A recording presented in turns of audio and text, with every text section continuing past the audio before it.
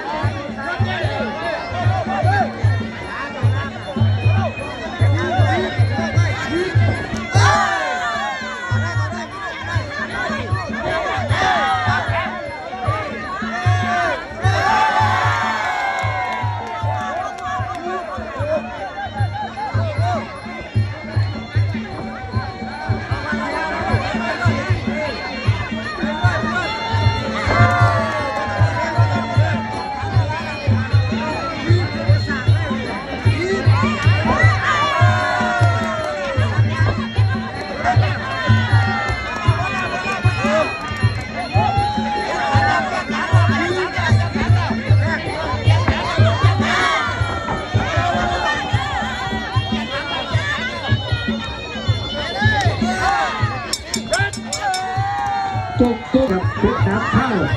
เดินชนกับทางด้านของเพชรภูมิ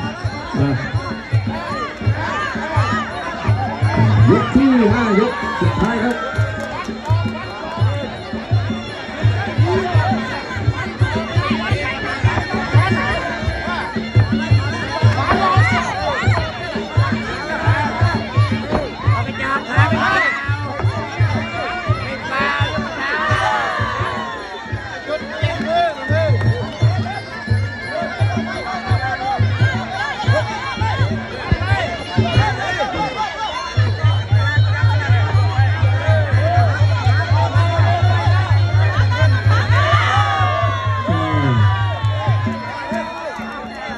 ยกที่5ยกสุดท้ายครับทีมงานเพชรใส่บุคคลแดงเนี่ยเพชรโพนัทวังหินจะเจอวังหินครับหินอมกับจะได้ตะบนท่าจะว่าหัวจิตหัวใจนี่สอบผ่านครับหรือว่าทุกกลับครับประสบการณ์ที่ดีก็ถือว่ายังน้อยอยู่แต่ว่าหัวใจสอบผ่านใส่ครับเพชรโพนัทซ้ายกับขวาครับ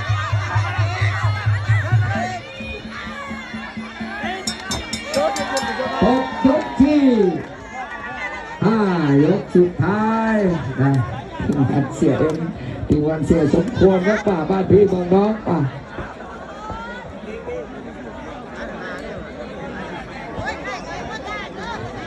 ไปที่ทางด้านของเพชรโพนัทรับ